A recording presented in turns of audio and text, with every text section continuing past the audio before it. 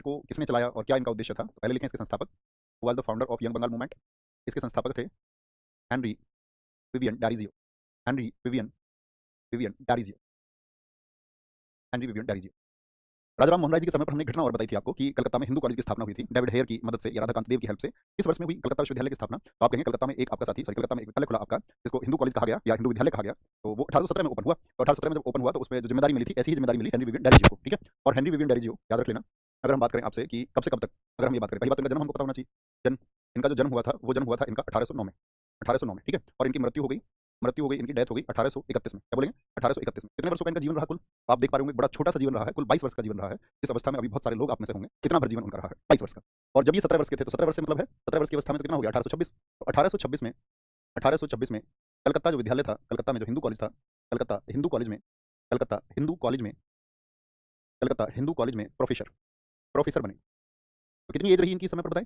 17 वर्ष की अवस्था, कुल 17 वर्ष। देखो उम्र का मतलब नहीं है दोस्तों। कभी आप सोचे कि 17 वर्ष में मतलब कोई व्यक्ति इतना बौद्धिक कैसे हो सकता है? तो हमारे देश में तो आपने प्राचीन परंपरा में देखा होगा 8 वर्ष का बच्चा यानी आदिगुरु शंकराचार्य बौद्धिक हो जाते हैं या बहुत कम उम्र में। या हम बात करें इन्हीं की उम्र सीमा से तुलना करें तो जो आपका भगत सिंह जी थे, सरदार भगत सिंह जी, हम सबको पता होना चाहिए 1907 में उनका जन्म हुआ और 1926 में तो उन्होंने 5 लाख सक्रिय सदस्य जोड़ लिए भारतीय नौजवान सभा से। यानी कि उनकी उम्र कितनी रही होगी? तो आप कहेंगे 19 वर्ष। तो किसी व्यक्ति के जो विचार हैं वो उम्र के बाध्य नहीं होते हैं कि एक उम्र के बाद में ही व्यक्ति विचारक बनेगा, कि एक उम्र के बाद में ही वह कुप्रथाओं के खिलाफ लड़ाई लड़ेगा। ठीक है। उसमें इस बात का कोई मतलब नहीं होता है कि मेरी तो उम्र 25 वर्ष हो जाएगी या 30 वर्ष हो जाएगी तब मैं आपका इनको तर्कों पर सवाल उठाऊंगा या जितनी भी आडंबर भरी व्यवस्था है इनके खिलाफ मैं जो है सवाल उठाऊंगा इस उम्र के बाद में। उम्र सीमा का कोई लेना देना नहीं है ना, समझ गए ना? तो ये 17 वर्ष की अवस्था में बनते हैं। अब इन्होंने यंग बंगाल आंदोलन चलाया। तो इस यंग बंगाल आंदोलन में उन्होंने किया क्या? देखो, इस यंग बंगाल आंदोलन के लिए सबसे पहले उन्होंने क्लब बनाया। उस क्लब का नाम था डिबेटिंग क्लब। हाँ समझ, तब आप समझ, डिबेटिंग क्लब। और जो डिबेटिंग क्लब उन्होंने बनाया था आपका, सॉरी एक सेकंड, डिबेटिंग क्लब। तो डिबेटिंग क्लब में इनके जितने भी स्टूडेंट्स थे, फ्रेंड्स, उन स्टूडेंट्स को इन्होंने कहा कि भाई आप जिन चीजों के बारे में सुनते हैं या जिन भी प्रथाओं को आपने अपना लिया है, क्या कहीं पर ऐसा तो नहीं है कि वह प्रथाएं समाज में किसी वर्ग का दमन कर रही हैं? जैसे मैं आप सभी छात्रों से पूछना चाहूंगा कि ऐसी प्रथाएं पिछले 2 दिन से इन कक्षाओं में पढ़ रहे हैं, तो ऐसी प्रथाएं कौन कौन सी थी जो व्यक्ति की अभिव्यक्ति या बोले कि उस व्यक्ति की स्वतंत्रता का दमन करती हो या किसी एक वर्ग का दमन करती हो? तो आप देखेंगे, मैं आपसे जानना चाहूंगा कि आप कितना समझ पाए या कितना विचार कर सकते हैं। तो आप कहोगे जैसी एक व्यवस्था हमने देखी विधवा विवाह। ठीक है। उसमें क्या था? विधवाओं की जो स्थिति थी वह बहुत नाजुक थी और समाज में उनको एकदम से कलंक की दृष्टि से देखा जाता था। सती प्रथा, बाल विवाह, बहुत सारे साथियों ने कहा। तो उन्होंने कहा कि भाई तुम इन प्रथाओं को अपना रहे हो तो कम से कम इनके बारे में विचार करो, या कुछ भी किसी प्रकार का ढोंग चल रहा है कि आप ये फलाना जो है इस प्रकार का ये कार्य कर लोगे तो तुमको मुक्ति मिल जाएगी। ठीक है। इस वर्ष मिलने का तरीका ये है कि आप ये प्रोसेस कर लो और इन व्यक्तियों को उसके बदले में दान दक्षिणा दे दो तो तुम्हारे सारे रास्ते और काम आसान हो जाएंगे। तो इस तरह से उन्होंने कहा कि भाई आप अपने स्टूडेंट्स को उन्होंने बनाया रेशनल, स्टूडेंट्स को बनाया उन्होंने रेशनल। रेशनल होने का क्या मतलब होता है? रेशनल का मतलब होता है जो व्यक्ति तर्कपूर्ण हो। तर्कपूर्ण का मतलब है कि वो कम से कम तर्क की बातें करे कि हाँ यार इस व्यवस्था से तो किसी एक वर्ग का इस तरह से दमन होता है तो इस प्रथा को छोड़ देना चाहिए। या मान के चलो कोई ये कह दे कि बालिकाओं को स्कूल में नहीं पढ़ाना चाहिए, तो आपका क्या मत होगा? समाज ये कहने लगे कि लड़कियों को स्कूल नहीं भेजना चाहिए, उनकी शिक्षा को रोक देना चाहिए। ठीक है। जैसा कि होता भी था। तो आप कहेंगे भैया वह तो आपका प्रथा खत्म होनी चाहिए, यानी लड़कियों के स्कूल जाने पर जो रोक है, वह जो प्रतिबंध है वह हटना चाहिए। कि इससे क्या होता है? होनी चाहिए समान। जमींदार, जैसे मैंने आपको बताया पिछली कक्षा में, जमींदार जो होते थे किस तरह से शोषण करते थे, साहूकार किस तरह से शोषण करते थे। तो आप कहेंगे कि यार किसानों की जो हालात थी वो तो देश में बहुत खराब थी। तो किसानों की जब हालात बहुत ज्यादा खराब है तो उनका जो उत्पीड़न है वो रुकना चाहिए। ठीक है। जमींदार उनका अत्याचार उनके साथ में जो करते हैं वो ना करें। फिर बात आती है इसमें स्वतंत्रता की।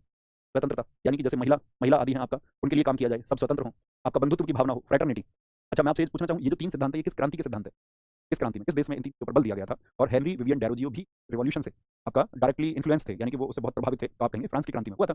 यानी कि सभी अगर देश में जो नागरिक हैं वो बंधु की तरह रहें, एक भाईचारे भ्रातृत्व की भावना के साथ में अपना जीवन जिए और कोई भी व्यक्ति खुद को ऊंचा या नीचा ना समझे। और इस तरह से जब व्यक्ति इन सब चीजों पर विचार करेगा तो वो कैसा हो जाएगा? तार्किक हो जाएगा, रेशनल हो जाएगा। और सबसे बड़ी चीज इन्होंने क्या कही थी अपने इस डिबेटिंग क्लब में? इन्होंने जोर दिया था आपका किसी चीज के बारे में, knowledge is wisdom. Knowledge is wisdom. आप किसी व्यक्ति की नॉलेज पहले जान लो तब उसका सत्कार या सम्मान करो या उसकी बातों को आप मानो। नॉलेज इज, यानी कि जो ज्ञान है वही बुद्धिमत्ता को आपकी को बढ़ाता है और आपको ज्ञान जो है वो इकट्ठा करना चाहिए। आपको उसके पक्ष विपक्ष के बारे में सोचना चाहिए कि ये प्रथा ठीक है या नहीं है। जैसे हमारे देश में एक प्रथा चलती है, आपने देखा होगा, अक्सर आपने भी सुना होगा कि महावारी के दिनों में लड़कियां मंदिर नहीं जा सकती। सुना होगा सब लोगों ने या नहीं? बहुत सारे मंदिरों में रोक लगाई गई। तो उसके पीछे सिर्फ और सिर्फ कारण क्या था? आप सबको पता होना चाहिए। महावारी, महावारी तो समझते होंगे ना, मेंस्ट्रुअल साइकिल हर एक महिला के जीवन में आता है, हर एक महिला के में, और हर एक महिला के मतलब 28 दिन में, तो वो 3-4 दिन आप ये समझिए वो पीड़ादायक दिन होते हैं। लेकिन इनकी डेथ हो गई और इनकी डेथ के साथ में आंदोलन खत्म हो गया। ये आंदोलन जो चला था, आपसे कभी भी पूछे, जब ये विश्वविद्यालय में गए थे इन्हीं दिनों में शुरुआत हो गई। 17 वर्ष की उम्र के एक लड़के ने क्रांति कर दी थी, क्रांति। ठीक है। तो कभी भी पूछे तो इनके 5 वर्ष, क्योंकि 1831 में इनकी डेथ हो गई।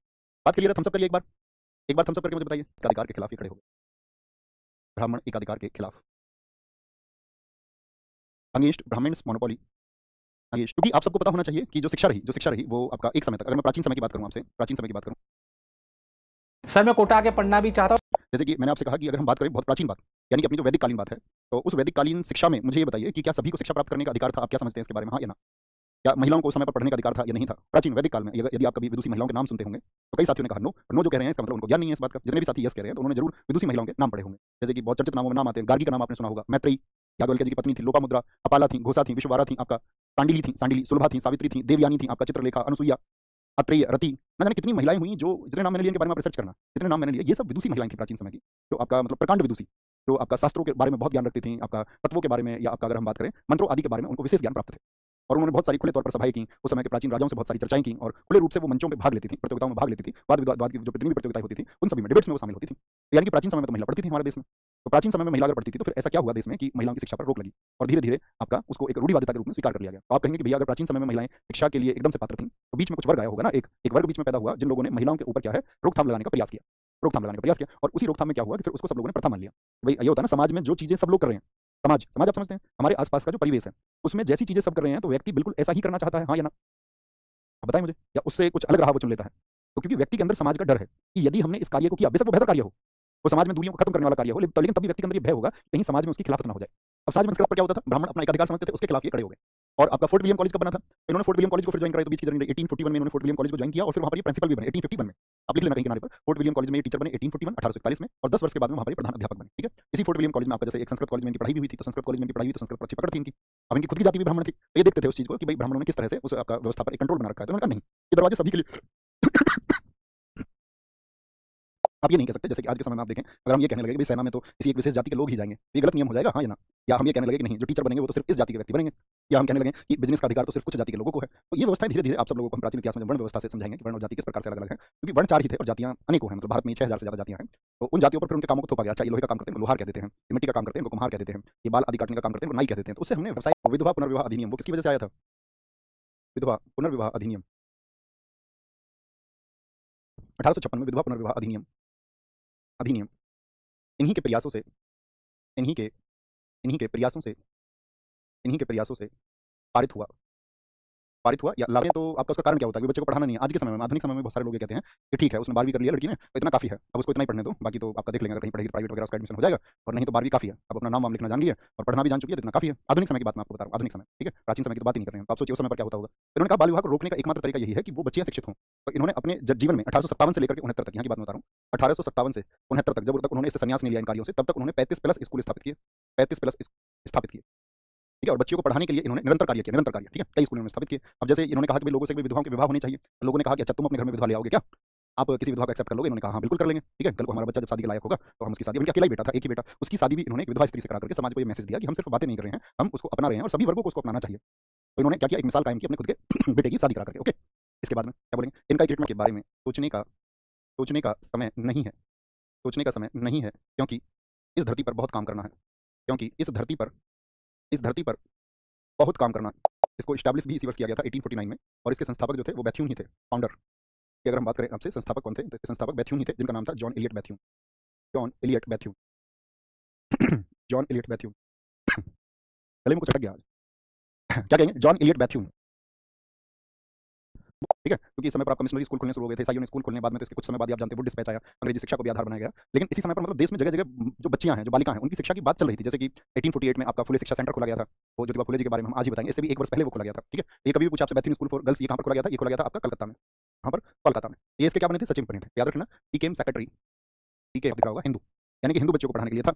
अगर मैं आपसे क्वेश्चन पूछूं, आप में से कितने लोगों ने, एक नाम हम आपके लिए लिखेंगे यहाँ पर, और हम अब करके बताना कितने लोग ऐसे हैं जो चंद्रमुखी बसु का नाम जानते हैं, ईमानदारी से बताना, यस और नो, चंद्रमुखी बसु। और यदि आप कहेंगे यस, तो यस नहीं लिखना है आप लोगों को सिर्फ लिखना है कि आप इसका नाम जो जानते हैं, इनका नाम जो आप जानते हैं, किस वजह से जानते हैं, किस वजह से, मतलब इनका नाम आपने कहाँ सुना है। कमाल बात है, ये भारत की प्रथम महिला ग्रेजुएट है, ये भारत की पहली ऐसी महिला है जो आपका स्नातक परीक्षा जिन्होंने की थी, जो ग्रेजुएट हुई थी।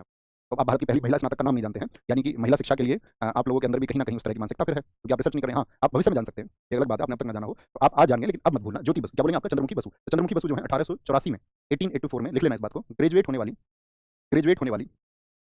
वाली पहली महिला है। ग्रेजुएट बोलते हैं स्नातक को, पहली महिला, आपने देखा होगा।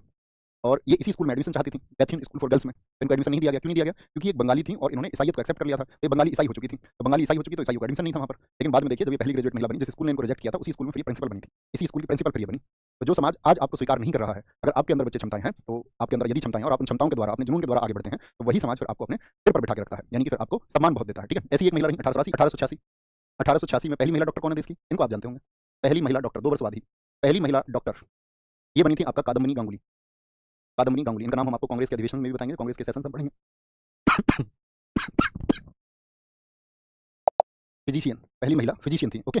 और जो कांग्रेस को भी संबोधित किया था, तो कांग्रेस को संबोधित करने वाली पहली महिला भी यही थी। अभी समय पर क्या है, महिला एजुकेशन के लिए प्रयास चल रहे थे या नहीं? तो आप सबको मैंने बताया था, कैनिंग के समय पर आपका 3 जगह यूनिवर्सिटी बनाई गई थी हमारे देश में, आप सबको यदि याद हो तो बताएं कौन कौन सी 3 जगह थी? एक तो कलकत्ता था, है ना? एक आपका बंबई में और एक मद्रास में। 3 जगह पर क्या हुआ था आपका यूनिवर्सिटी बनाई गई थी। तो ये कलकत्ता यूनिवर्सिटी की वजह से ये लोग यहाँ पर किस यूनिवर्सिटी की वजह से? कलकत्ता यूनिवर्सिटी। कहाँ से पास हुए थे ये लोग? कलकत्ता यूनिवर्सिटी। कलकत्ता यूनिवर्सिटी। तो इस तरह से जब महिलाओं ने शिक्षा पाली, अब आप इस समाज की सोच देखना। तो एक बंगाल में पत्रिका थी, क्योंकि इनका जब एडमिशन नहीं हो रहा था कादम्बनी गांगुली का, तो इनके जो हस्बैंड थे उन्होंने बहुत प्रयास किए उनके लिए, है ना? और लड़ाई भी लड़ी, कानूनी दरवाजे तक भी वो गए और उस तरह से उन्होंने उनका एडमिशन कराया था। उस समय इतनी जिद होती थी, मतलब इतना संघर्ष करना पड़ता था एक महिला को शिक्षा के लिए। तो इनके जो पति थे गांगुली जी, उन्होंने बहुत आगे बढ़ चढ़ करके हिस्सा लिया। आजकल के लड़कों की तरह नहीं कि भाई समाज में पड़ोसी ये कहेगा कि यार इसकी तो पत्नी पढ़ने जाती है, इसकी तो पत्नी पढ़ाई कर रही है, और कल को इसकी पत्नी जॉब करेगी तो कल को समाज ये कहेगा ये तो बहू का खाते हैं, या इस लड़की का खाते हैं, तो इसकी कमाई खाते हैं। तो वो उस मानसिकता के लोग अब से आप समझिए 150 वर्ष पहले तक भी शिकार नहीं थे। तो वो व्यक्ति कितने बौद्धिक रहे होंगे, यानी आज 150 वर्ष हो चुके उस घटना को, और अभी भी लोगों का ये माइंडसेट है कि नहीं? आप बताइए, आप देखते होंगे, कहते हैं हाँ शादी होगी ठीक है, घर में काम करो, अब क्या पढ़ाई वढ़ाई करने, अब तुम पढ़ाई करने जाओगे तो गांव देखेगा तुमको पढ़ाई करते हुए। लेकिन गांगुली जी ने कहा नहीं, मेरी वाइफ को पढ़ने का अधिकार है और मेरी वाइफ आगे पढ़ाई कर सकती है। तो उन्होंने उसको आगे बढ़ाया बहुत आगे। तो बंगाल में एक पत्रिका आती थी, उसमें बंगवासी, बंगवासी एक साप्ताहिक पत्रिका थी, तो विद्याभूषण उसके संपादक थे। तो उस बंगवासी पत्रिका ने पता है कादम्बनी गांगुली के बारे में क्या लिखा? उन्होंने कादम्बनी गांगुली को लिखा वेश्या, स्पष्ट शब्दों में। ये समाज में एक नई वेश्या है। वेश्या आप समझ सकते हैं कितना अपमान सूचक शब्द है, जो सारी प्रथाओं गुलामी की बेड़ियों को तोड़ करके एक लड़की आगे बढ़ी और उसको उस समय के समाज ने, उस समय की प्रसिद्ध पत्रिका ने वेश्या लिख दिया। आप समझिए कि जो लोग ये कहते हैं कि साहित्य शिक्षा से जुड़े हुए हैं, तो वो तो बौद्धिक लोग होते हैं। अब जो कोई एक संपादक है तो उस समय के समाज की सोच क्या रही हो, आगे बढ़ने वाली, और ये समाज ऐसा ही है बच्चे। मैं आपसे बताता हूँ 150 वर्ष पहले की बात नहीं है, ये समाज आज भी ऐसा ही है। जब जब आप गुलामी की बेड़ियों को तोड़ेंगे, जब जब आप आगे बढ़ेंगे, तब तब ये समाज आपके ऊपर लांछन लगाएगा और आपको उसको इग्नोर करना होगा। सावित्रीबाई फुले जी के साथ भी तो यही हुआ। जब ज्योतिबा फुले जी ने स्कूल खुलवाया, उन्होंने कहा कि तुम बच्चियों को पढ़ाओ। शुरुआती दौर में कुछ बच्चियां आई उनके पास पढ़ने, ठीक है, जो पिछड़े वर्ग की बच्चियां थीं या जिनके पास साधन नहीं थे पढ़ने के, तो उन्होंने पहले उनसे कहा कि भाई आप उनको पढ़ाओ। तो क्या होता था, जब वो रास्ते में जाती थी तो आपने देखा होगा ना, उनके ऊपर कोई गोबर फेंकता था, कोई कंकड़ मारता था, कोई पत्थर मारता था। एक बार तो रोई खूब आकर के ज्योतिबा फुले जी के पास बैठ करके, ये समाज मुझको इस तरह से ताने कसता है, और मैं जो ये कार्य करना चाह रही हूँ, जिस क्षेत्र में मैं सफल होना चाह रही हूँ, या मैं बच्चों को पढ़ाने का ही तो काम कर रही हूँ, तो मैं इस कार्य को करने की जो क्षमताएं हैं वो मेरे अंदर नहीं बची हैं। तो ज्योतिबा जी ने उनको आपका एक साड़ी और दिला करके उन्होंने कहा कि तुम ये एक साड़ी और रखो, और ठीक है, रास्ते में तुम्हारी साड़ी यदि गंदी हो जाती है किसी वजह से, तो तुम वहाँ जाकर के अपनी साड़ी बदल के पढ़ा दो, है ना? और गंदी साड़ी को फिर से पहन के आ जाओ। ठीक है, लोगों का तो काम है, जब आप आगे बढ़ेंगे तो आपको रोकेंगे, वो अपनी जितनी भी भर्त्सनाएं हैं, जितनी भी आलोचनाएं हैं आपके ऊपर थोपने का प्रयास करेंगे। बात समझ गए? तो कभी भी घबराना नहीं है उस एक चीज़ से। जब सोसाइटी में आप आगे बढ़ें तो आपकी उड़ान होती रहनी चाहिए, ये जरूरी बात है। ओके, तो ये उस समय की घटनाएं थी, तो ये हमने आपको बता दी। अब यहाँ पर एक बात और, क्या अंतर है? ना तो डॉक्टर ये भी पहली बनी थी और चंद्रमुखी बसु भी, ठीक है? चंद्रमुखी बसु इनसे पहले थी। और अक्सर क्या होता है, कई बार परीक्षाओं में क्वेश्चन भी पूछा गया है, भारत की पहली महिला ग्रेजुएट। तो जब ऑप्शन में चंद्रमुखी बसु का नाम ना हो और विकल्प में सिर्फ कादम्बनी गांगुली का नाम लिखा हो, इसका मतलब फिर आपको कादम्बनी गांगुली को चुनना पड़ेगा। हम सब करें, समझ गए बात? हम सब करें, बताएं। केशव चंद्र सेन के प्रयासों से आया था, तो उसमें ईश्वर चंद्र विद्यासागर के भी प्रयास शामिल थे, एक्ट में शामिल थे, ठीक है? इनके भी प्रयास थे उसमें, केशव चंद्र सेन के साथ में। और नेटिव मैरिज एक्ट में मुझे बताओ, फीमेल की एज कितनी कर दी गई थी शादी के लिए? 14 ईयर्स मिनिमम इतनी तो होनी चाहिए, और मेल के लिए, पुरुष के लिए कर दी गई थी 18 ईयर्स। 18 ईयर्स एक ही गई थी, तो आप कहेंगे हाँ जी, कम से कम 14 वर्ष कर दी गई। ओके, इसके बाद में अभी हमारा वर्तमान में चलता है, मुझे बताओ, जो हिंदू विवाह अधिनियम चलता है, Hindu marriage act, Hindu marriage act में कितनी एज है बताओ? हिंदू विवाह अधिनियम, ये वर्तमान में तो ये चलता है। कब से चलता है भैया ये आपका 1955 का था, और 1978 में इसमें लास्ट टाइम पे क्या हुआ था, 1978 में संशोधन हुआ था, अमेंड किया गया था इसको, संशोधन किया गया था इसमें, संशोधन किया गया था। और इसमें फीमेल की जो एज थी वो 18 कर दी गई, 18 ईयर्स कम से कम होनी चाहिए, और मेल की जो एज है वो कर दी गई इसमें 21 ईयर, कम से कम पुरुष की उम्र इतनी होनी चाहिए। लेकिन क्या सभी लोग वर्तमान में इसको फॉलो करते हैं? तो आप कहीं वर्तमान में भी इसको फॉलो नहीं करते हैं। हिंदू विवाह अधिनियम कब आया था, देख लेना इसको भी, 1955 का है, 1955। संशोधन कब हुआ था? 1978 में। और अभी सरकार क्या कर रही है? सरकार इस बारे में विचार कर रही है कि भविष्य में लड़कियों की जो मिनिमम एज है शादी की वो 21 होनी चाहिए, और लड़कों की जो मिनिमम एज है वो 25 होनी चाहिए। क्या बोलेंगे? 25 होनी चाहिए। तो इसको करने के लिए वो अब विचार करेंगे, इस तरह से उसको बढ़ाया जाए, ठीक है? कोई पॉलीगैमी, आप कहेंगे बंगाल में चलती थी भैया, आपने हमको समझाया था। ये पॉलीगैमी का विरोध करते थे, पॉलीगैमी का विरोध ही करते थे। ओके, ये घटना आपको पता होनी चाहिए। कोई दिक्कत, कोई इनका दौर था जब ये महिला शिक्षा के लिए काम कर रहे थे। इसी समय पर जैसे इन्होंने बैथ्यून स्कूल खोला 1849 में, मतलब खोला तो इलियट बैथ्यून ने, लेकिन उसके सचिव बने, उनके सहायक बने थे। इसी समय पे एक और आपका युगदूत जिन व्यक्तियों को कहते हैं, आप समझिए, जिनके नाम के आगे महर्षि लग गया हो, ऐसे एक व्यक्ति का जन्म हुआ जिनका नाम है महर्षि धुंधो केशव कर्वे। महर्षि धुंधो केशव कर्वे, महर्षि का मतलब समझते हैं? महाधन ऋषि, संधि विच्छेद आप जानते होंगे, महान ऋषि हुए महर्षि धुंधो केशव कर्वे। इनका क्या था कि इनका ये मानना था कि यदि एक पुरुष शिक्षित होता है तो एक व्यक्ति शिक्षित होता है, और यदि एक महिला शिक्षित होती है तो पूरा परिवार शिक्षित होता है। ये डी के कर्वे जी का स्टेटमेंट है, बहुत बड़ा। इनका जन्म, जन्म याद रख लेना, जन्म 1858 में, 1858। सिविलियन अवार्ड भारत में कोई नहीं है, तो पहला भारत रत्न है, दूसरे नंबर पर सिविलियन अवार्ड में माना जाता है पद्म विभूषण को, फिर पद्म भूषण को, और चौथे नंबर पर माना जाता है पद्मश्री को। ये किसके लिए? सिविलियन अवार्ड, नागरिक सम्मान है। सेना में सम्मान अलग अलग तरह के, सेना में दो इस तरह से सम्मान दिए जाते हैं हमारे देश में, एक युद्ध काल में और एक शांति काल में। जैसे युद्ध काल में आपको परमवीर चक्र होता है, फिर महावीर चक्र होता है, फिर वीर चक्र होता है, ठीक है? इस तरह से मेडल लगते हैं। अगर युद्ध काल नहीं है, शांति काल और किसी ने अभूतपूर्व प्रदर्शन या उत्साह दिखाया है अपना, तो उनके लिए आपका, फिर आप जानते होंगे, अशोक चक्र कैटेगरी है, ठीक है? अशोक चक्र होता है, कीर्ति चक्र होता है, शौर्य चक्र होता है। तो ये भारत में सम्मान है, ठीक है? 3 स्तर के, तो आपका युद्ध काल, एक शांति काल और एक आपका नागरिक सम्मान। बात समझे? तो क्या कहेंगे भैया, 1958 को भारत रत्न मिला। 1893 में इनका प्रमुख कार्य रहा। 1893 में विधवा पुनर्विवाह प्रचारक मंडल की स्थापना। क्या बोलेंगे? 1893 में विधवा पुनर्विवाह प्रचारक मंडल, क्योंकि अभी समाज के सब वर्गों तक ये बात नहीं पहुंची थी, तो इनका इस चीज का प्रचार करो, इनकी शादी होनी चाहिए, और ये लागू हो चुका है बंगाल में। 1893 में विधवा पुनर्विवाह प्रचारक मंडल की स्थापना इस जगह पे की थी, क्या होता था? विधवा महिलाओं को आश्रय मिलता था, शेल्टर मिलता था, विधवाओं को आश्रय, विधवाओं को आश्रय, ये लिख लीजिए, विधवाओं को आश्रय मिलता था इसमें, shelter for widows, shelter for, shelter for widows. पहले तो इन्होंने विद्यालय बनाया और फिर बनाया एक ग्रेजुएट विद्यालय, तो लिखना आपका स्नातक महिला विद्यालय, स्नातक महिला विद्यालय, महिला विद्यालय। और ये देश का पहला स्नातक महिला विद्यालय है, याद रखना। स्नातक महिला विद्यालय, ये आपका क्या बोलेंगे? Graduate women school, graduate women school, क्योंकि विश्वविद्यालय तो अब तक देश में, ठीक है? इसकी स्थापना इन्होंने की 1916 में, लेकिन ये पुणे में ना करके इन्होंने की बंबई में। बहुत पूछा जाता है क्वेश्चन, बंबई में, ठीक है? स्नातक महिला विद्यालय। बाद में इसी का नाम क्या हो गया? इसी का नाम, जैसे आप अक्सर पढ़ते होंगे, एसएससी बहुत बार पूछा है इसको, श्री नाथीबाई, श्री नाथीबाई दामोदर, नाथीबाई दामोदर ठाकरसी ठाकर सी महिला विश्वविद्यालय बाद में हो गया। इसको हम अगर आज कहें तो एसएनडीटी के नाम से जानते हैं, और देश भर में इसकी शाखाएं हैं। एसएनडीटी, श्री नाथीबाई दामोदर ठाकर सी, ठीक है, श्री नाथीबाई दामोदर ठाकर सी महिला विश्वविद्यालय। तो मैं अगर आप क्वेश्चन करवे किन दो क्षेत्रों से जुड़े रहे, बोलेंगे फटाफट से बोलेंगे, लेकिन सर दलितों के लिए कोई आवाज नहीं उठाता था। अजीत कुमार, शायद आप हमारी कक्षा को ध्यान से नहीं कर रहे हैं, तभी आपके दिमाग में सब। आज आप देश में किनको राष्ट्रपिता के नाम से जानते हैं, तो महात्मा गांधी जी, ठीक है। लेकिन ये कहा जाता है कि महात्मा या राष्ट्रपिता उस व्यक्ति को कहना चाहिए जिसने इस समाज में निचले वर्ग को सबसे ज्यादा अपलिफ्ट किया हो। गांधी जी कमतर नहीं है इसी, गांधी जी ने इस देश को बहुत दिशा दिखाई है। गांधी जी विचारों को, गांधी जी के बारे में बात करेंगे। लेकिन जो महात्मा है स्वयं, यानी कि गांधी जी ने स्वयं इनको सच्चे महात्मा कहा कि सच्चे महात्मा ये है, सच्चे महात्मा। बाबा साहब भीमराव अम्बेडकर ने कहा था कि मैं 3 लोगों को अपना गुरु मानता हूं, जिसमें से आपका पहले गौतम बुद्ध, दूसरे कबीर और तीसरे व्यक्ति ज्योतिराव गोविंदराव फुले जी हैं। नेहरू जी ने इनके बारे में बहुत बड़ा स्टेटमेंट दिया था। नेहरू जी ने कहा था कि इस देश में जैसे जैसे किसान और मजदूर की उन्नति होगी, जैसे जैसे किसान और मजदूर शिक्षित होता जाएगा, वैसे ही वैसे ज्योतिबा फुले जी का नाम जो है वो और प्रकाशमान होता जाएगा, उनका नाम और उभरता जाएगा। तो इतनी महान शख्सियत ये थे। तो किसी को भी भैया हम अगर महान शख्सियत कह रहे हैं, या इतने आपका जो स्टेटमेंट दिए लोगों ने, नेहरू जी का स्टेटमेंट हुआ, गांधी जी का स्टेटमेंट हुआ, आपका बाबा साहब भीमराव अम्बेडकर जी का स्टेटमेंट हुआ, तो इन स्टेटमेंट के पीछे ऐसा तो है नहीं कि कोई व्यक्ति इन स्टेटमेंट को ऐसे ही दे देगा कि ऐसे ही उन्होंने कथन कह दिए हों। तो कुछ उनके कार्य रहे होंगे इस तरह के, तो वो कार्य क्या थे, उन कार्यों के ऊपर चर्चा करेंगे। तो दरअसल में मैं इनके बारे में बताऊं आपको, ये पहले तो महाराष्ट्र में थे, इनका जो मतलब परिवार था अपना, इनके दादाजी भी आपका बहुत सारी प्रथाओं के खिलाफ थे। मैंने कहा था आपसे कि महाराष्ट्र में पेशवाई के समय पर क्या हुआ था कि आपका जो राजस्व था उस एक अनियमित वसूली की जाती थी। तो इनके दादाजी विरोधी बने उस अनियमित वसूली के, और वहां पर जो राजस्व अधिकारी थे उनकी हत्या इनके दादाजी ने कर दी जब वो शोषण कर रहे थे। तो यानी कि शोषण के खिलाफ तो इनकी फैमिली पहले से आवाज उठाती आई थी। और फिर ये आपका फुले जाति से आपको पता होना चाहिए, जैसे हम उत्तर भारत में फुले बोलते हैं आपका माली समुदाय को, या जिनको हम सैनी के नाम से भी जानते हैं। तो ये उस समुदाय से थे। जब इन्होंने आकर के वहां से इनके दादाजी तो आगे उस हत्याकांड के बाद में, तो जब ये इधर आकर के आपका शिफ्ट हो गए तो उन्होंने व्यापार शुरू किया। तो फूलों का व्यापार शुरू, फूलों का, उसी फूलों के व्यापार की एक घटना जुड़ी हुई है कि इनकी दुकान पर जो व्यक्ति काम करता था परंज पे, ठीक है, तो उसके यहाँ इनको शादी में जाना हुआ। एक बार शादी में जाना हुआ तो उस समय पर क्या था, बहुत जगह पर आपका जो माली समुदाय था उसको शूद्रों की भांति माना जाता था, शूद्रों की भांति, यानी निम्न वर्ग में उनकी गिनती होती थी। तो निम्न वर्ग में जब गिनती होती थी तो ये जब वहाँ शादी में गए तो इनको शादी में वहाँ सामना करना पड़ा इस एक बात का, जो इनके जीवन में परिवर्तन लेकर के आई कि वहाँ लोगों ने इनको धिक्कारा, वहाँ लोगों ने इनको बाहर निकाल दिया, उसके बुलावे पर गए थे, है ना, मतलब इनके साथ सहकर्मी था इनकी दुकान पर। तो जब इनके साथ में इस तरह की घटनाएं घटी, जब इन्होंने देखा कि यार जाति का जो कीड़ा है लोगों के अंदर कितना घुसा हुआ है, या अगर हम बात करें कितना मतलब अपनी जड़ें जमा चुका है, तब इन्होंने सोचा कि मैं इस जाति व्यवस्था के खिलाफ में, जात पात के खिलाफ में लड़ाई लड़ूंगा और जात पात के खिलाफ में संघर्ष करूँ। और उनकी जो जर्नी है वो उनके जीवन भर चली, पूरे जीवन भर उन्होंने उसके लिए प्रयास किया। तो उन्हीं प्रयासों में आपसे पास यदि कभी समय हो, आप एक पुस्तक पढ़ेंगे मेरे कहने से, उस पुस्तक का नाम है गुलामगिरी। मतलब लगभग आपको मुश्किल से 90-95 पेज किताब है, ठीक है, आप जिस भाग के तार्किक हो गए।